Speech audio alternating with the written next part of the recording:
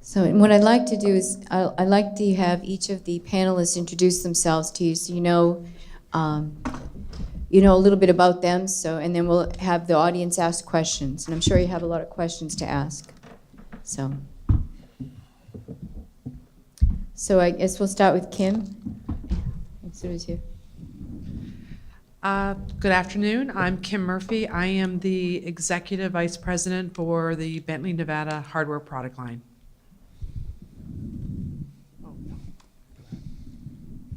I'm Brian Parsonet. I'm CTO and co-founder of Seed Corporation.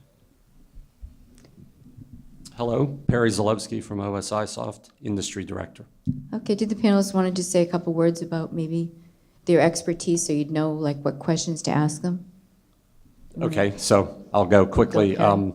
We talk a lot about data scientists at these conferences. My first professional title was mathematical scientist.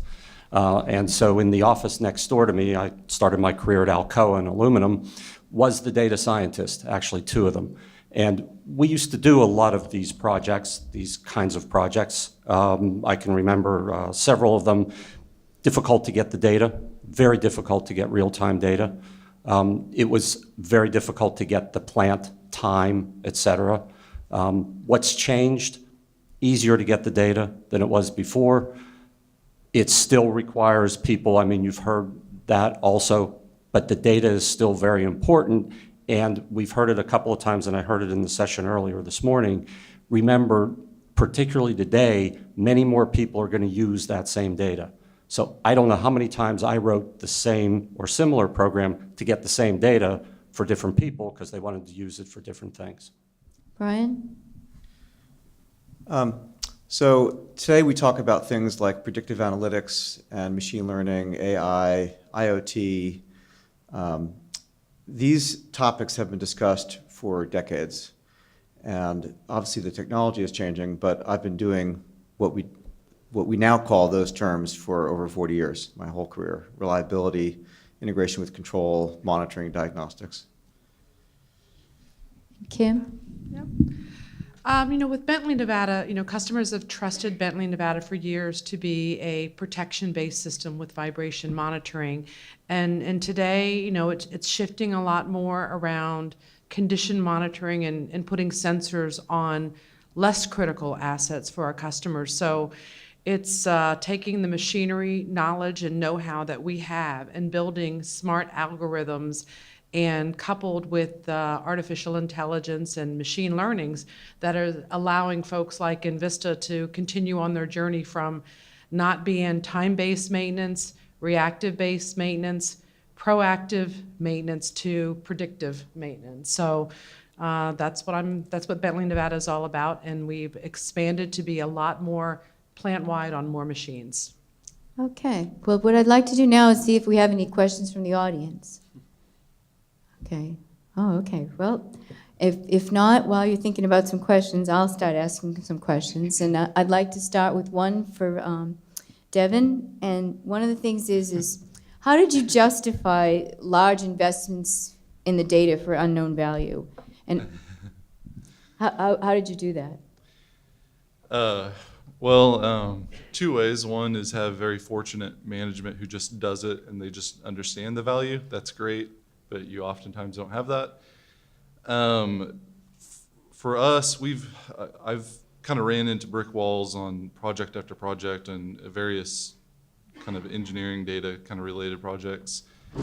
And the thing that really I think helps sell something is to provide a little prototype, kind of like what was discussed in the executive panel discussion this morning, was if you can show somebody how you can actually use it as a small kind of isolated use case, say, hey, look, if you have this, you have that, and you combine these things, and you can do this, and here's this full end-to-end example, the lights kind of go off, and that's when they go, oh my gosh, yeah, you're right. And then if you can do that, that means you could do this and this and this.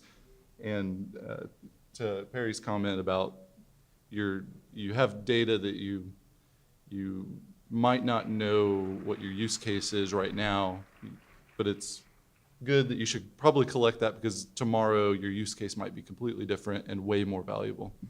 So I think it's just showing that use case, that first use case. Can I add something to that? Yes. Yeah, that would be great, Brian. And Yeah. then- So we haven't talked about this before, but it resonates with something that we're very interested in, which is that traditionally, a lot of big projects are done with what's called a waterfall approach, where you do a lot of design up front with an end goal in mind. And techniques that are emerging as very common practice today are more agile. And I can tell you the difference. The difference is, in agile, there is no goal line. There's no end zone. You're not trying to get to the end. The mission is to be the fastest at learning. It's all about learning as fast as you go. So it's really small steps, adjust and tweak. And that's really what he just described, but I'm taking it from a kind of developer's perspective. I like that answer better. Okay, all right. I think we actually have some questions in the audience, so why don't we start with, please say your name and company and ask the Sure. question. I'm Gopi Balakrishnan with Tata Consultancy Services. And I was going to ask pretty much in the same framework that you framed the first question, and just to build on that, every time you have a POC or an outcome from a agile sprint, let's say, or a segment of your program, you need to take that outcome and carve out what you would do next naturally based on that learning. So you were just talking about how you utilize the learning. So my question was going to be, and is, if you can kind of talk about the considerations for justifying it to the business management, where you want to take it based on the learning. Thank you. Is anybody? Yeah. I guess. Okay. So it's a really good question. One of the challenges in working with the business is that businesses are transactional. They want to buy an outcome. And when you're selling something that is kind of agile and you don't really know what the final result is, how do you pair those two? There are ways to do it. What we do is we set aside what the objective is and constraints and regular periods of review. And you focus on the project being around level of effort and basically buying a process. And as long as you're happy with the incremental outcomes, you keep going.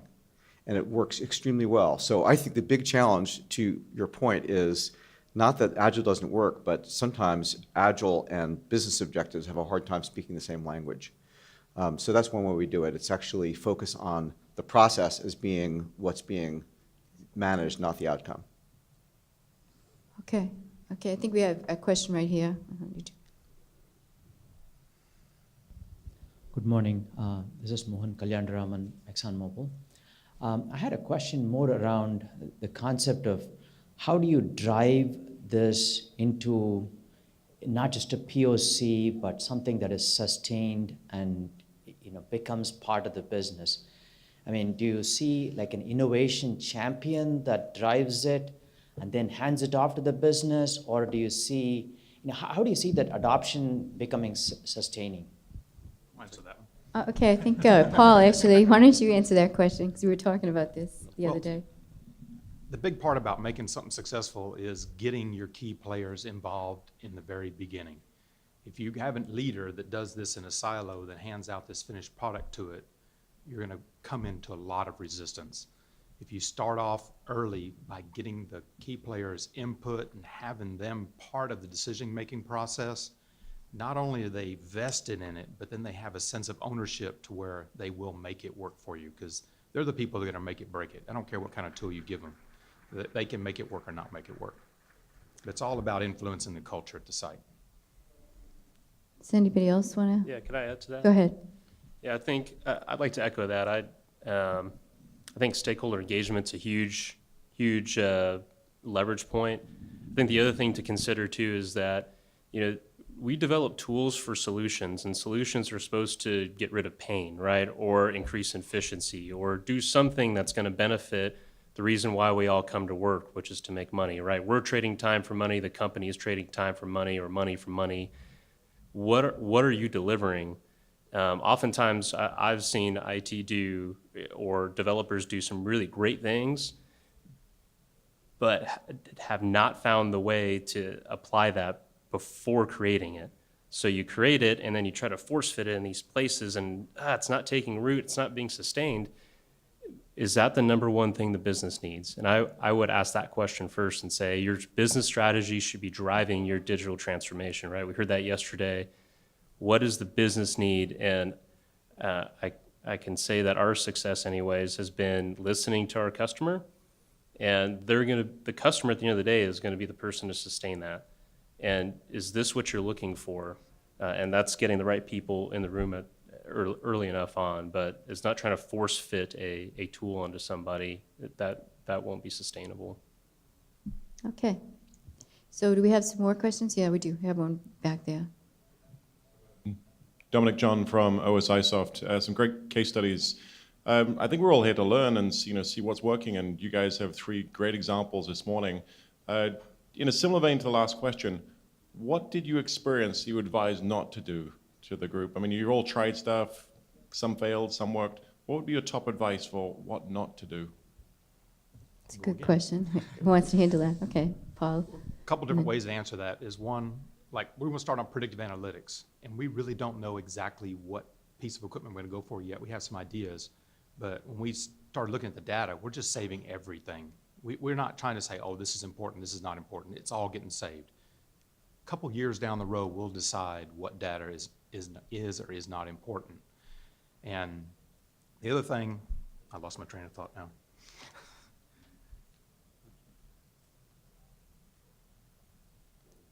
I lost my train of thought. Somebody. That's okay. Anybody else want to mention, talk I mean, about that? I mean, I'll comment. I mean, some of the lessons learned, I mean, Paul shared about which protocol. So, and you mentioned pi data, pressure data, temperature data, all of that data coming together.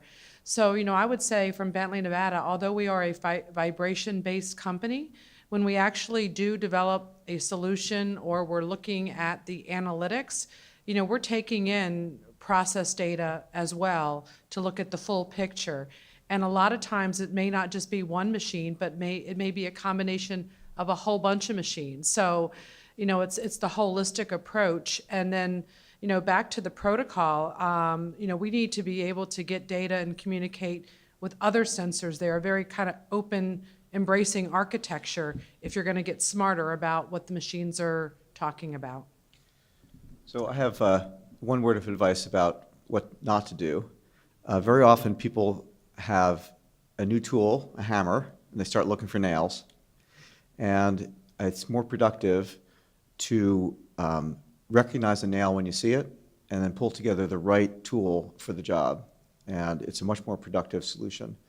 Unfortunately, very often, it really, for legitimate reasons, technology being one of them, it takes that opposite approach. But if you can focus on a specific problem and then without concern for choosing your hammer because you like this one, using the right tool to solve the job, it makes it much more productive.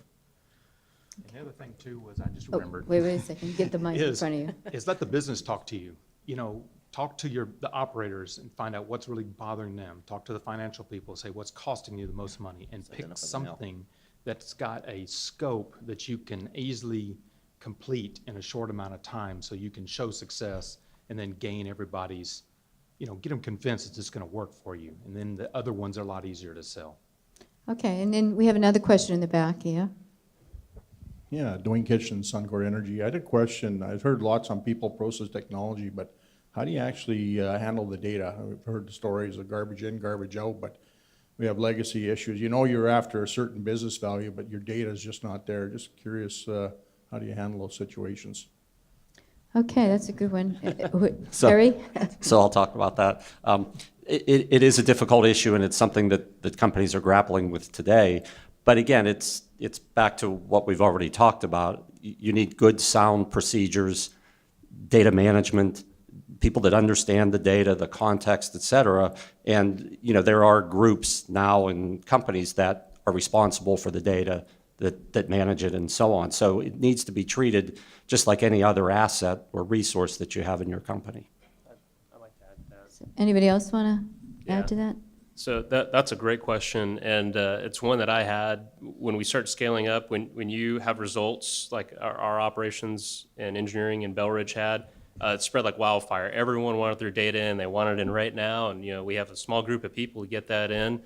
But the big issue was who's monitoring the quality of that data, and who's responsible for the quality of that data, and what data quality are we gunning for? So when we ask the customer, what confidence do you want to have in your data? They look at you cross-eyed like, what are you talking about? Like, I want 100% confidence, right?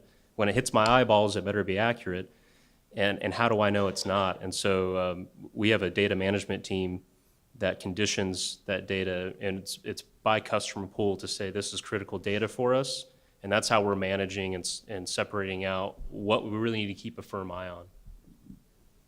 Okay. And I'll just Okay, Devon. add to kind of keep adding to this, but two things. One is obviously you need to get the data first. If you don't have the data, then you can't do anything. But second is you saw some examples of where we were actually cleansing the data, just some really messy raw data. I'd caution on overly pre-cleansing data, because sometimes there's signatures in that noise that you want to be able to analyze and hear later on that you might not see or realize before. So Seek is especially good at doing that, letting you kind of cleanse the data as you're going through the analysis. So that's kind of what I tried to show with that motor example. With the data is all over the place, and without actually manipulating that data to begin with, you can cleanse it in an analysis. So it's making that feedback loop really, really fast is good. Okay, so any other questions? I actually have another one, and it's about the data itself. It's like operational data, I see business data, and then I see things around, like the vibration data even has some differentials. And so could somebody comment about the differences and things like some data is really fast and some data, you don't need it for 15 minutes, as Devon was saying. So could we kind of comment on that, Kim? You want to take that? I mean, since you mentioned the vibration data, I mean, what's interesting is, you talk a lot about temperatures, flows, tank levels. That might be static data. Maybe you're collecting data every second or a couple times a second. But when it comes to vibration data, I call it dynamic data, because when a shaft rotates one time and maybe it's turning, 3,000 RPM, we can collect 1 million points of data. So it's a very dynamic. We call it, the traditional orbit plot around a shaft rotating. And, Bentley does a great job with the historian and data collection, time stamping it synchronously. As Paul alluded to, we do it very well on our wired systems, and we're definitely working to make sure our wireless system does it the same. I mean, getting that kind of data is the insight to what action you need to take. So you know what's going wrong with the machine. You know if you can safely run for 3 months, 6 months. And when you do plan your downtime, and notice I said planned downtime, you'll have the right repairs and equipment on site. So your downtime could be 24 hours and not open up the machine, what's wrong, order the stuff, and you're down 2 weeks. So honestly, it's that rich dynamic data that gets you the insights to take action. Perry, Yeah. did you have some comment on that? I did. I think a lot of what we've talked about is we call it real-time data, and there are different types of real-time data, but a lot of it is what we call time series data, which is, has a timestamp associated with it and an asset and an attribute and a value. And again, it could be a second, half second, whatever the frequency is of that data. That's a lot of data. It's going to add up very quickly if you're trying to do some of these type of predictive analytics. And then think of other more static type of data that you can mix in, and then perhaps also business data that might be coming from, let's say, the ERP or the business side. And that's the IT-OT convergence. But I think it's, the time frame over which you collect that data, how frequently you can grab that data, how good is the data, how much work you need to decide if it is good data to manage it, et cetera, but these different kinds of sort of characteristics of the data. Okay. I can, Brian? I'll just mention our philosophy about it, which is we want the subject matter expert to have immediate access to any data that might matter. So that could be from any system. It should be raw data. You want an analytics platform that deals with raw data. Obviously, you may want to clean it, but you have to be able to go from the highest level of summary all the way down to your source data fluidly online at all times. That's really just incredibly effective. And there's multiple ways to do that. Okay. All right, well, I think our time's almost up. So what I'd just like to do is just see if any of our panelists or speakers want to add any last closing remarks or anything that you want to tell the audience, like one thing to remember before they leave, or nobody wants to say anything. I think, first of all, I was really happy to see common threads in all the presentations. I thought that was a lot of them were focused on subject matter experts. A lot of them were focused on sustainability. I think sustainability is like the biggest topic yet to really emerge and mature. And I would hope that in future sessions at ARC, we might even focus on sustainability as a key characteristic. Yeah, it's The only great. thing I would say is while you're doing a short-term project is have a vision of what your long-term should want to be. So you're working toward that goal. Okay, so we have some future topics too to do, but I'm just going to mention that we do have a data design, real-time data design operational workshop that's on Thursday at 10:30. So I think it's going to be a terrific session. So we're going to break into groups and we're going to work on things that the audience would like to work on. So I hope that everybody had enjoyed our speakers and our panelists, because I thought they were world-class, and I thought you were a great audience. So I thank you all for coming, and I thank our speakers and our panelists.